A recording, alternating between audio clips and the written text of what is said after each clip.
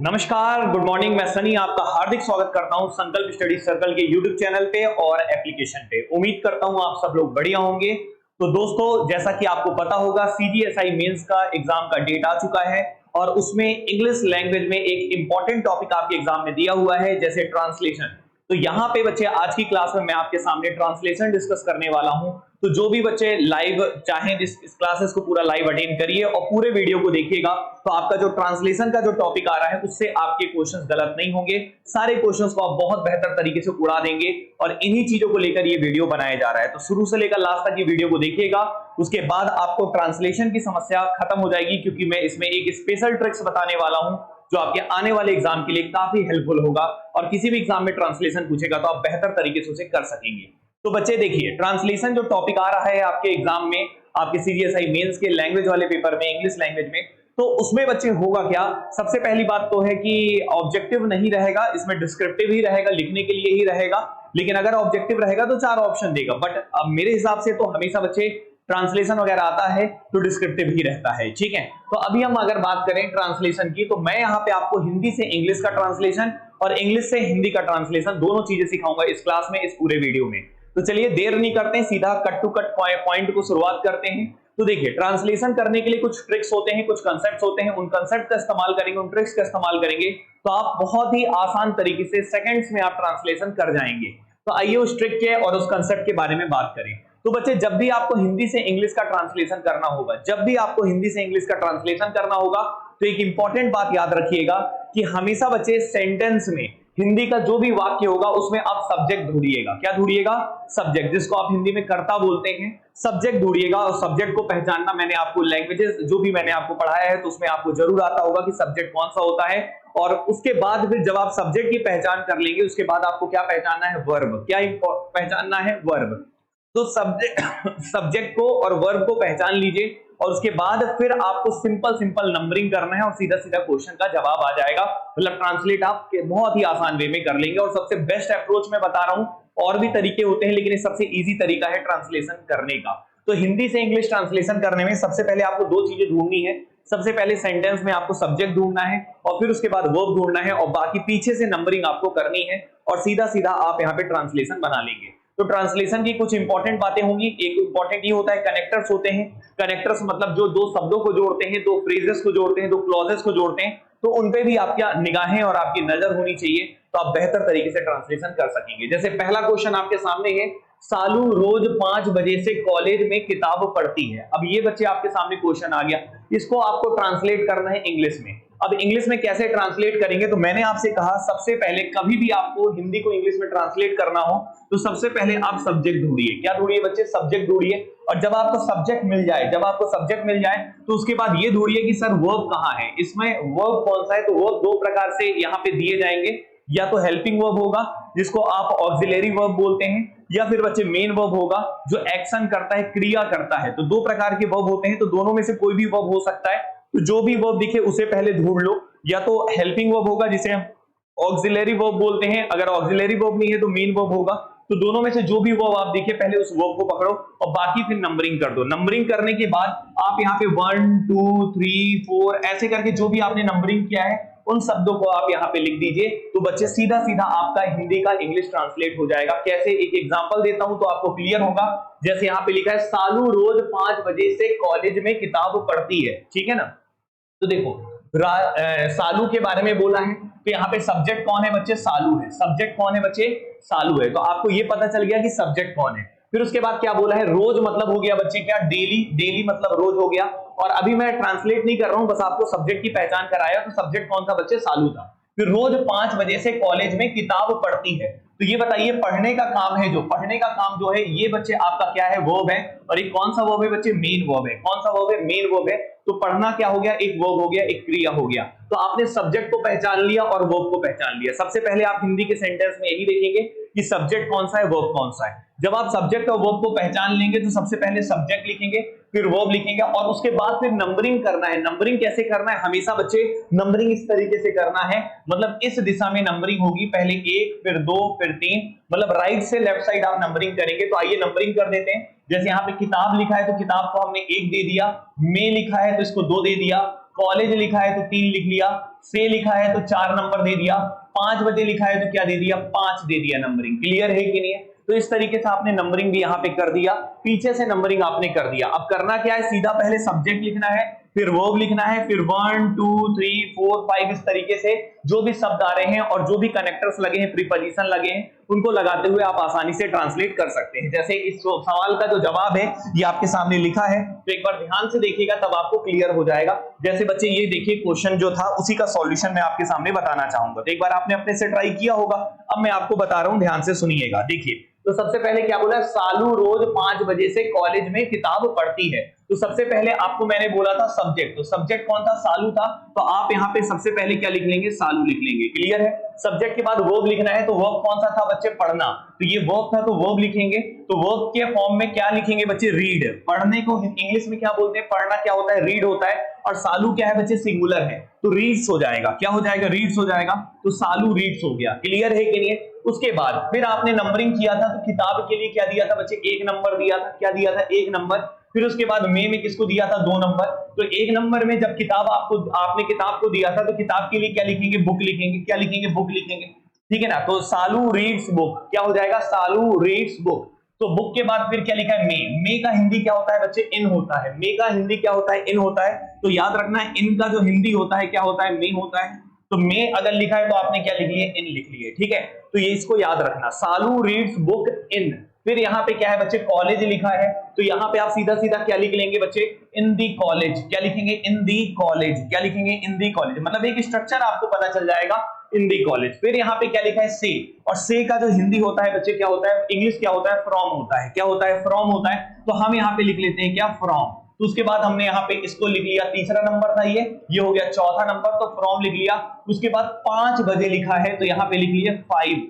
क्या लिख लिए बच्चे, 5 लिख लिए। और 5 PM शाम लिखा था, रोज 5 बजे, तो यहाँ पे मान लीजिए PM या AM जो भी लिख सकते थे, शाम नहीं लिखा था तो 5 बजे लिखा था, तो आपने PM ऐसे लिख दिया। क्लियर है कि नहीं है? तो Salu reads book in the college from 5 PM भी लिख सकते थे, 5 AM भी लिख सकते थे। क्लियर है? लेकिन एक चीज छूट गया है बच्चे, क्या, रोज। रोज का मतलब होता है बच्चे, रोज मतलब रोजाना, मतलब डेली। तो याद रखिएगा, डेली कुछ ऐसे फ्रीक्वेंसी बताने वाले शब्द होते हैं, ये आपको 10th में पढ़ाया गया होगा, और इनका इस्तेमाल हमेशा मेन वर्ब के पहले किया जाता है। कहां पे किया जाता है, मेन वर्ब के पहले। तो यहाँ पे रीड्स के पहले क्या आ जाएगा, डेली कहां पे आ जाएगा, रीड्स के पहले आ जाएगा। तो इसका प्रॉपर सेंटेंस बन जाएगा, Salu daily reads book in the college from 5 PM। तो इस तरीके से बच्चे आप हिंदी को इंग्लिश में ट्रांसलेट कर सकते हैं। थोड़ा थोड़ा आप भी ट्राई करिएगा तो आपसे बनने लगेगा। अभी बहुत सारे सवाल मैं आपको कराऊंगा। तो सबसे पहले करना क्या है, हिंदी को इंग्लिश में कभी भी ट्रांसलेट करना हो तो सबसे पहले क्या ढूंढेंगे, सब्जेक्ट। क्या ढूंढेंगे, सब्जेक्ट। उसके बाद क्या ढूंढेंगे, वर्ब। वर्ब 2 प्रकार का होता है, या तो ऑक्सिलरी वर्ब होगा या तो मेन वर्ब होगा। ऑक्सिलरी वर्ब को ही हेल्पिंग वर्ब बोलते हैं, मेन वर्ब मतलब एक्शन करने वाला, क्रिया करने वाला वर्ब। तो ये वर्ब ढूंढ लीजिएगा।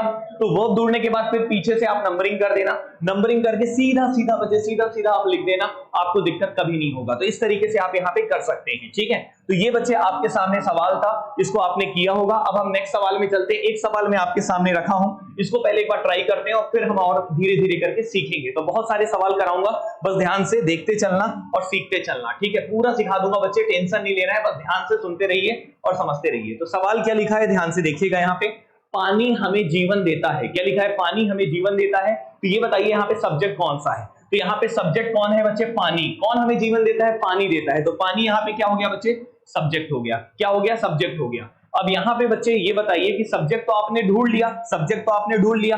अब वर्ब कौन है, देता है। देना क्या है बच्चे, वर्ब है, तो ये वर्ब हो गया। और यहाँ पे हमें जीवन, हमें जीवन, तो ये सीधा सा एक नंबर लिख लो, ये हो गया। क्लियर है कि नहीं है, एक ही नंबर आ गया। हमें जीवन एक साथ है, हमें जीवन एक साथ है। क्लियर है कि नहीं है? तो ये एक नंबर हमने लिख लिया कि पानी हमें जीवन देता है। तो पानी क्या हो गया, सब्जेक्ट हो गया। वर्ब क्या हो गया, देता है। देने का काम जो कर रहा है वो वर्ब है, क्रिया है। और हमें जीवन बच्चे क्या हो गया, ये आपने सिंपल सा नंबरिंग कर लिया। बस आपको क्या करना है, पहले सब्जेक्ट लिखना है, फिर वर्ब लिखना है, फिर 1 है, एक ही नंबर है तो 1 लिख लीजिए। 2 होता तो पीछे साइड से ऐसे करके लिखते। क्लियर है? तो इसका बच्चे सॉल्यूशन आपके सामने यहाँ पे है, एक बार ध्यान से देखिएगा, आपको बहुत अच्छे से अब समझ में आ जाएगा। तो देखिए बच्चे, यहाँ पे हमने क्या किया, इसको बनाया कैसे। पानी के लिए हमने क्या लिख लिया बच्चे, वाटर। क्या लिख लिया बच्चे, वाटर लिख लिया। उसके बाद देता है, देने का मतलब यहाँ पे क्या हो गया, गिफ्ट्स हो गया। तो वाटर एक अनकाउंटेबल नाउन है, इसलिए बच्चे यहाँ पे क्या आ जाएगा, गिफ्ट्स आ जाएगा। सिंगुलर फॉर्म में लिखते हैं तो वाटर गिफ्ट्स। ठीक है ना, वाटर गिव्स, फिर यहाँ पे इज नहीं होगा बच्चे, गलती से लिखा है यहाँ पे हमें जीवन, तो हमें के लिए क्या यूज करते हैं, अस लिखते हैं, क्या लिखते हैं बच्चे, अस, हम, वी का होता है हम, और हमें यहाँ पे तो अस हो जाएगा ऑब्जेक्टिव फॉर्म में, हमें क्या देता है बच्चे, जीवन, गिव्स अस लाइफ, ये हो जाएगा बच्चे, क्वेश्चन मार्क यहाँ पे नहीं होगा, क्लियर है कि नहीं है। तो वाटर गिव्स अस लाइफ होगा बच्चे, ये इसका जवाब होगा, वाटर गिव्स अस लाइफ, ये इस क्वेश्चन का जवाब होगा। तो इस तरीके से आप ट्रांसलेशन बहुत अच्छे से कर सकते हैं, पहले सब्जेक्ट ढूंढिए, फिर वर्ब ढूंढिए, फिर पीछे से जो नंबरिंग 1 2 3 4 की है उसको सीधा सीधा 1 2 3 4 करके लिख दीजिए, आपका जवाब आ जाएगा और ये क्वेश्चन आपका रिजल्ट हो जाएगा। उम्मीद करता हूं ये बात भी आपको समझ में आया होगा। तो यहाँ पे एक बार फिर से रिपीट कर देता हूं, पानी क्या था, सब्जेक्ट था, देता है क्या था बच्चे, वो था, और हमें जीवन, हमें मतलब हो गया अस लाइफ, तो वाटर गिव्स अस लाइफ, ये बच्चे इसका ट्रांसलेशन हो जाएगा। अब आपके सामने अगला सवाल है, एक बार इसे भी देखिएगा तब और अच्छे से क्लियर होगा बच्चे। और अगर आप हमारी स्पेशल इंग्लिश की क्लासेस करना चाहते हैं या ज्वाइन करना चाहते हैं तो कंप्लीट वीडियोस पड़े हैं रिकॉर्डेड फॉर्म में, और लाइव क्लासेस भी चलता है, व्यापम की भी क्लासेस हमारे यहाँ चल रही हैं, आप उन क्लासेस को भी अटेंड कर सकते हैं। हमारे यहाँ स्पेशल कंप्यूटर की क्लासेस सब कुछ अलग अलग से होता है, मैथ्स रीजनिंग की भी अलग से क्लासेस होती हैं, तो आप उनके एक बार डेमो जरूर देखें और जज करें कि किस तरीके से हम पढ़ा रहे हैं और कैसे लेवल के क्वेश्चंस आपको करा रहे हैं, जो आपके एग्जाम में काफी मदद करेगा। तो अभी हम ध्यान से देखते हैं इस सवाल पे। ये सवाल बच्चे तीसरा है, इसमें क्या लिखा है, वीडियो को पूरा देखिएगा बच्चे, तभी क्लियर होगा, अच्छे से सीख पाओगे। क्या लिखा है, राम ने बच्चों को मिठाई दी, क्या लिखा है बच्चे, राम ने बच्चों को मिठाई दी। अब ये तीसरा सवाल है, तो ये बताइए राम ने बच्चों को मिठाई दी है, अब ये सवाल है आपको, इसको ट्राई करना चाहिए आपको। तो आइए देखते हैं इसको कैसे जवाब देंगे। तो सबसे पहले आपको क्या ढूंढना होगा, सब्जेक्ट ढूंढना होगा, और सब्जेक्ट के बाद क्या ढूंढना होगा बच्चे, वर्ब ढूंढना होगा, सब्जेक्ट के बाद क्या ढूंढना होगा, वर्ब ढूंढना होगा। तो आइए सब्जेक्ट कौन है बताइए। तो यहाँ पे राम क्या है बच्चे, सब्जेक्ट है, किसने बच्चों को मिठाई दी है, राम ने, तो करता कौन है, राम है, तो राम क्या हो जाएगा, सब्जेक्ट हो जाएगा। उसके बाद यहाँ पे ये मिठाई दी, मिठाई दी है, तो यहाँ पे क्या लिखा है, मिठाई दी, तो मिठाई दी, तो यहाँ पे मिठाई दी जो है बच्चे, देना, मिठाई देना, तो देना जो है बच्चे वो क्या हो गया, वो हो गया, वो क्या हो गया बच्चे, वो हो गया, क्लियर है कि नहीं है। तो यहाँ पे मिठाई देना क्या हो गया बच्चे, वो हो गया, दी यहाँ पे क्या हो गया, वो हो गया। उसके बाद नंबरिंग करेंगे तो मिठाई के लिए 1 नंबर देंगे, को आप 2 नंबर देंगे, बच्चों को आप देंगे क्या बच्चे, 3 नंबर देंगे, क्लियर है कि नहीं। ठीक है, तो इस तरीके से आपने नंबरिंग यहाँ पे कर लिया है, और इन नंबरिंग करने के बाद आप आसानी से जवाब दे सकते हैं। नहीं भी लिखा है तो इसको भी 4 दे दो, कनेक्टर है तो 4 दे दो, क्लियर है कि नहीं। अब देखो इसको ट्रांसफॉर्म करते हैं यहाँ पे हिंदी को इंग्लिश में। तो सबसे पहले राम के लिए सब्जेक्ट है राम, तो हमने यहाँ पे राम लिख लिया, राम के बाद वर्ब लिखना है, तो दी, देना मतलब क्या होता है बच्चे यहाँ पे, तो राम ने बच्चों को मिठाई दी, तो ये पास्ट में है, तो देना मतलब क्या होता है, गिव का सेकंड फॉर्म लिखेंगे, तो गिव का सेकंड फॉर्म क्या होता है, गेव होता है, तो राम गेव, क्या हो जाएगा, राम गेव, और गेव के बाद ये फर्स्ट नंबर पे क्या है, 1 2 3, तो आपको पता है सब्जेक्ट लिखते हैं, फिर वर्ब लिखते हैं, फिर 1 2 3 ऐसे लिखते जाते हैं। तो 1 नंबर पे मिठाई लिखा है, तो मिठाई के लिए क्या लिखेंगे, स्वीट्स, क्या लिखेंगे, स्वीट्स लिखेंगे, राम गेव स्वीट्स। फिर किसको दी है बच्चे, तो यहाँ पे बच्चों को दी है, किसको दी है, बच्चों को, तो यहाँ पे को के लिए यहाँ पे क्या लिखेंगे, 2 चिल्ड्रन, क्या लिख देंगे, 2 चिल्ड्रन, 2 चिल्ड्रन, क्लियर है कि नहीं है। तो इस तरीके से हो गया, Ram gave sweets to children, क्या हो जाएगा, Ram gave sweets to children. तो इस तरीके से आप आसानी से ट्रांसलेट कर सकते हैं हिंदी को इंग्लिश में। अभी हम इंग्लिश से हिंदी भी सीखेंगे, पहले हिंदी से इंग्लिश देख रहे हैं। उम्मीद करता हूं ये बात आपको समझ में आ गया होगा, और इस तरीके से आप आसानी से कर सकते हैं। इसका एक और करने का तरीका है, देखो एक से हिंदी के अलग अलग ट्रांसलेशन हो सकते हैं, तो आपको मैं सबसे इजी वाला बता रहा हूं जो आप एग्जाम में करोगे और आपको बढ़िया से नंबर भी मिल जाएंगे। जैसे मान लो यहाँ पे राम ने बच्चों को मिठाई दी, तो इसको ये भी लिख सकते थे, Ram gave children sweets, Ram gave children sweets भी लिख सकते थे, ये भी कोई गलत नहीं है, ये भी बोला जाता है, लेकिन दोनों में से कोई भी ठीक है, दोनों ठीक है, क्लियर है कि नहीं। तो आप एक स्टैंडर्ड अप्रोच फॉलो करो जिससे आपको कभी तकलीफ ना हो, और उसी स्टैंडर्ड अप्रोच के लिए मैं आपको यहाँ पे बता रहा हूँ। जैसे अब देखो यहाँ पे एक और क्वेश्चन, इसको भी आप चाहो तो एक बार ट्राई कर सकते हो, जहां भी बैठे हो, अगर पेन कॉपी लेके बैठना और एक बार ट्राई मारना इसको, ठीक है। क्या लिखा है, ध्यान से देखो, क्या लिखा है कि चौथा क्वेश्चन है यहाँ पे, क्या लिखा, महान लोग हमारे समाज का गौरव हैं, महान लोग हमारे समाज का गौरव हैं। अब बच्चे यहाँ पे भी अब आपको इसका भी ट्रांसलेट करना है, तो कैसे करेंगे, ध्यान से देखिएगा। सबसे पहले मैंने फिर से वही कहा, पहले सब्जेक्ट ढूंढो, सब्जेक्ट कौन सा है, फिर वर्ब ढूंढो, फिर उसके बाद नंबरिंग जो आपने किया है उसको आप लिख दो, आपको आसानी से जवाब मिल जाएगा। तो आइए देखते हैं कैसे करेंगे। सबसे पहले देखिए यहाँ पे सेंटेंस को पढ़िए, तब आपको क्लियर होगा। क्या लिखा, महान लोग, तो सबसे पहली बात महान लोग जो है बच्चे, ये क्या हो गया, आपका सब्जेक्ट हो गया, क्या हो गया बच्चे, सब्जेक्ट हो गया। महान लोग जो लिखा है वो क्या हो गया बच्चे, सब्जेक्ट हो गया। हमारे समाज का गौरव है, तो यहाँ पे जो है लिखा है बच्चे, ये एक ऑक्सिलरी वर्ब है, हेल्पिंग वर्ब है, तो यहाँ पे हमने वर्ब लिख लिया इसको, ठीक है ना। कोई भी वर्ब आपको मिल गया, अब वर्ब मिलने के बाद आप नंबरिंग कर दो, गौरव के लिए 1 नंबर दे दोगे, का के लिए 2 नंबर दे दोगे, समाज के लिए 3 दे दोगे, और हमारे समाज को आपने क्या दे दिया कि यहाँ पे 3 नंबर दे दिया। इस तरीके से आपने यहाँ पे नंबरिंग भी कर लिया, हमारे समाज एक साथ है। क्लियर है कि नहीं? तो अब बस बच्चे इसके लिए बनाते हैं, तो देखो महान लोग मतलब क्या हो गया, ग्रेट पीपल, क्या हो गया, ग्रेट पीपल। तो ग्रेट पीपल के लिए आपको इंग्लिश ग्रामर में एडजेक्टिव में पढ़ाया गया था कि ग्रेट पीपल की जगह द ग्रेट भी लिखोगे तो उसका भी मतलब होता है क्या, कि ग्रेट पीपल। तो याद रखना यहाँ पे अगर मैं लिख देता हूं द ग्रेट, क्या लिख देता हूं, द ग्रेट, तो द ग्रेट का ही मतलब होता है क्या, ग्रेट पीपल। क्या होता है, ग्रेट पीपल। तो अगर आप चाहें लिखना कि द ग्रेट लिखना चाहें तो आप ग्रेट पीपल लिखने की आवश्यकता नहीं है, द ग्रेट से काम चल जाएगा। तो यहाँ पे महान लोग के लिए आप क्या लिखेंगे, ग्रेट पीपल भी लिख सकते हैं, या फिर अगर आप सीधा सीधा बनाना चाहते हैं तो सीधा सीधा क्या लिखेंगे बच्चे, द ग्रेट। क्या लिखेंगे, the great. The great people नहीं लिखना चाहते हैं, ग्रेट पीपल नहीं लिखना चाहते हैं तो द ग्रेट लिख दीजिए। तो द ग्रेट का ही मतलब होता है क्या बच्चे, ग्रेट पीपल, ठीक है। तो द ग्रेट लिख लीजिए, या फिर अगर आप ज्यादा ताम झाम नहीं जानना चाहते हैं तो सीधा सीधा ग्रेट पीपल करके लिख सकते थे, ठीक है। तो द ग्रेट हो गया, सब्जेक्ट लिख लिया। अब वर्ब लिखना है तो है लिखा है, तो है के लिए क्या होगा बच्चे, तो यहाँ पे सबसे पहली बात द ग्रेट लिख लिया आपने, ठीक है ना। अब यहाँ पे क्या लिखा हुआ है, तो सबसे पहली बात द ग्रेट लिखा हुआ है तो people, people, police, public, people, ये सब क्या होते हैं, प्लूरल हमेशा इनके साथ लिया जाता है। तो द ग्रेट आर होगा, यहाँ पे क्या होगा, द ग्रेट आर, ठीक है, द ग्रेट आर। तो यहाँ पे मैन और लिखने की जरूरत नहीं है, द ग्रेट आर, क्या लिखेंगे, द ग्रेट आर। तो द ग्रेट का ही मतलब है great people, the great are, ये लिख लिया आप लोग, सही है ना, द ग्रेट आर। उसके बाद क्या करना है आपने, ये आर किसके लिए लिखे हैं, है के लिए लिखे हैं। है क्या है आपका, प्रेजेंट है। और याद रखना ये जो ग्रेट होता है, ग्रेट पीपल जो होते हैं, पीपल, पुलिस और पब्लिक, इन तीनों के लिए हम लोग प्लूरल हेल्पिंग वर्ब लगाते हैं, तो द ग्रेट आर हो जाएगा। उसके बाद क्या लिखना है, गौरव, क्या लिखना है, गौरव। गौरव का इंग्लिश क्या होता है बच्चे, प्राइड, क्या होता है, प्राइड। तो the great are the pride, the great are the pride, तो आपने प्राइड लिख लिया, ठीक है ना, प्राइड। फिर उसके बाद क्या लिखा है, का। तो याद रखना ऑफ का जो हिंदी होता है ये होता है का, के, की। याद रखना ऑफ का हिंदी जो होता है, जो प्रीपोजिशन होता है ऑफ, उसका होता है का, के, की। तो the great are the pride of, the great are the pride of. उसके बाद फिर क्या है, ऑफ के बाद क्या है, का के बाद क्या है, हमारे समाज। हमारे समाज क्या हो गया बच्चे, अवर सोसाइटी। इसको इंग्लिश में क्या बोलेंगे, ours of our society. Society को समाज बोलते हैं। क्लियर है कि नहीं है? तो ये इसका बच्चे इंग्लिश ट्रांसलेट हो गया, the great are the pride of our society. इस तरीके से आप इस हिंदी को इंग्लिश में ट्रांसलेट कर सकते हैं। तो 100 बात की एक बात, हिंदी को इंग्लिश में ट्रांसलेट करना हो तो पहले सब्जेक्ट ढूंढिए, फिर वर्ब ढूंढिए, फिर नंबरिंग करके और आगे बढ़ते जाइए, आप आसानी से कर सकते हैं। तो the great are the pride of our society, ये बच्चे आपका जवाब हो गया। तो उम्मीद करता हूं ये बात आपको क्लियर हो गया होगा। अगला सवाल आपके सामने है, एक बार ध्यान से देखिए, इसको भी एक बार ट्राई करिएगा, ठीक है ना। देखो ज्यादा फास्ट तो नहीं हो रहा है, आई थिंक ज्यादा फास्ट तो नहीं होगा, अगर होगा तो आप बताइएगा, तो फिर अपन उसको और थोड़ा स्लो कर देंगे, ठीक है। अब आराम से देखो, 5वां सवाल है, गांव के गांव विकास कर रहे हैं। क्या लिखा है, गांव के गांव क्या कर रहे हैं, विकास कर रहे हैं। इसकी जगह ये भी बोल सकता है, शहर के शहर विकास कर रहे हैं। तो ध्यान से देखिएगा, इसको कैसे करेंगे।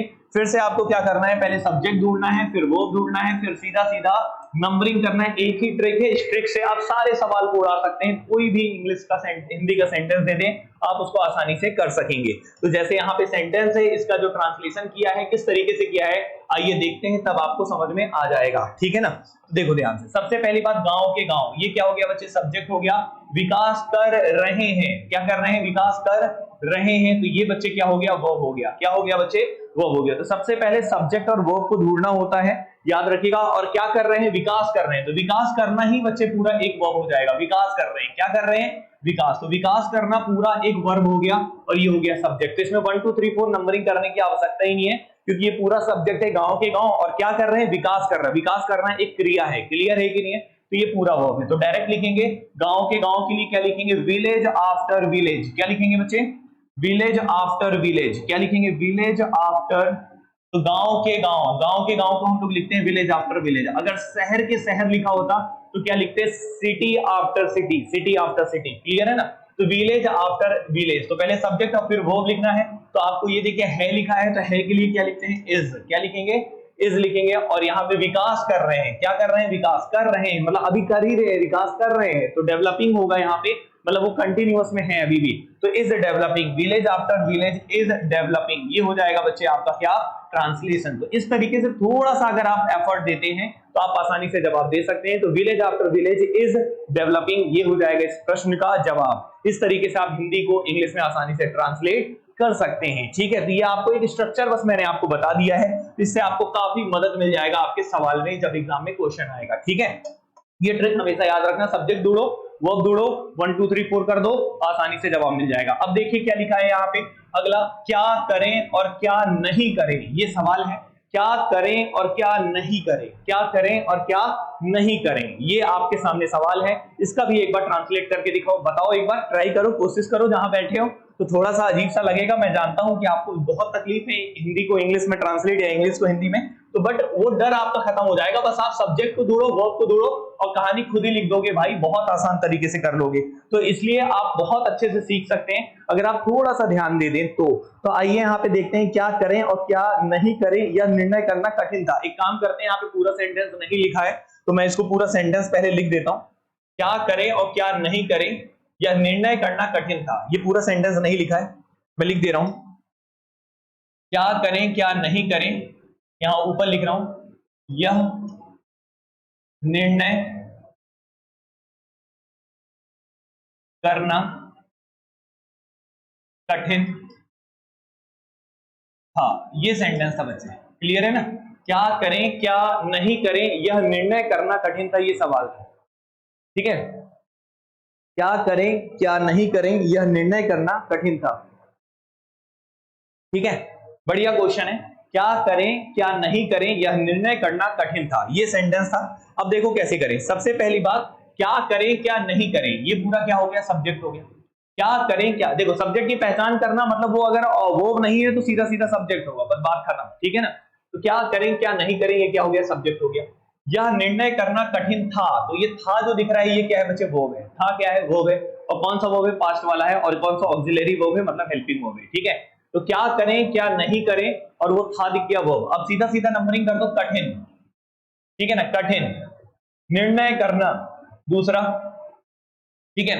और यह के लिए कोई दिक्कत नहीं, यह का ट्रांसलेशन जरूरत नहीं है, क्योंकि यह किसके लिए बोला है, क्या करें क्या नहीं करें, यह निर्णय करना कठिन था। तो यह का मतलब क्या है, क्या करें क्या नहीं करें। तो एक तरह से ये प्रोनाउन, इसको लिखने की जरूरत नहीं है। जब आपने यहाँ पे लिख दिया क्या करें क्या नहीं करें, तो हिंदी में तो ठीक है, यह निर्णय करना कठिन था, लेकिन इंग्लिश में यह के लिए आपको कुछ ट्रांसलेट करने की जरूरत नहीं है। तो आइए इसको बनाते हैं, क्या लिखेंगे, what to do and what not to do, यहां तक लिख लोगे, ये सब्जेक्ट हो गया। फिर यहाँ पे था के लिए क्या हो जाएगा, was, what to do and what not to do was, ठीक है ना, वॉज हार्ड। फिर क्या है, कठिन लिखा है, तो कठिन का इंग्लिश क्या होता है, हार्ड। पहला नंबर ये आपको पता है, पहले सब्जेक्ट लिखते हैं, फिर वर्ब लिखते हैं, फिर 1 2 3, तो यहाँ पे क्या लिखा है, पहले नंबर पे कठिन, तो ये क्या हो जाएगा, हार्ड, वॉज हार्ड। फिर यह क्या, निर्णय करना, तो क्या हो जाएगा, hard to decide, hard to decide. और यह के लिए कोई इंग्लिश नहीं होगा, क्योंकि यह इसी सब्जेक्ट के लिए बोला था, तो दोबारा हमको लिखने की आवश्यकता नहीं, इसी में ही हमने लपेट दिया। What to do and what not to do was hard to decide, was hard to decide, clear है। तो 100 बात की एक बात, सब्जेक्ट ढूंढो, वर्ब ढूंढो, 1 2 3 4 करो और लपेट दो सवाल को, ठीक है ना। तो बहुत आसानी से हो जाएगा, बिल्कुल टेंशन लेने की जरूरत नहीं है। और इस तरीके से आप यहाँ पे इन क्वेश्चंस को बहुत ही इजीली बना सकते हैं, ठीक है। तो यहां तक आई थिंक क्लियर होगा, कोई समस्या नहीं होगा। तो अभी के लिए मैं इतना रखता हूं, ये एक पार्ट है वीडियो, एक और पार्ट अपलोड होगा, जस्ट मैं अभी बनाऊंगा, ज्यादा लंबा वीडियो नहीं करता, नहीं तो बच्चों को देखने में तकलीफ होती है, थोड़ा एनर्जी उतनी नहीं रहती उनमें। तो पहला वीडियो, दूसरा वीडियो भी अभी आएगा, इसके जस्ट बाद तुरंत अपलोड कर दूंगा मैं, तो उससे भी देख लीजिएगा। अगर क्लास अच्छी लगी हो तो हमारी व्यापम की classes, maths, reasoning, English, GS, सबकी क्लासेस बढ़िया तरीके से चलती है। एक बार डेमो जरूर लो और तय करो कि किस तरीके से पढ़ाई की जाती है, क्योंकि हम लोग एकदम स्टैंडर्ड से चीजों को, हर एक वैरायटी को कवर करते हैं आपके लिए। तो एक बार हमारे यहाँ डेमो जरूर कीजिएगा। तो मिलते हैं अगली क्लास में, और क्लास अच्छी लगी हो तो चैनल को सब्सक्राइब कीजिएगा और कुछ क्लासेस को जरूर देखिएगा, ठीक है। थैंक यू सो मच बच्चे, मिलते हैं अगली क्लास में नेक्स्ट वीडियो में, तब तक के लिए जय हिंद जय भारत।